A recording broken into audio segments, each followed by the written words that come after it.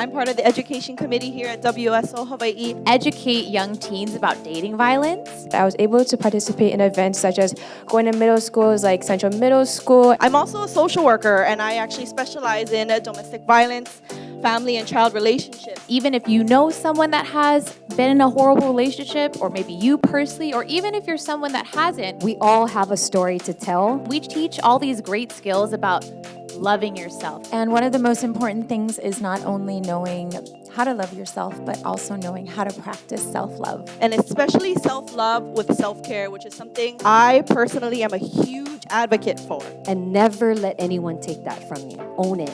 Be proud of it. And like Miss Roxy said, I'm so excited to see what the future holds for each of you, because the future is bright.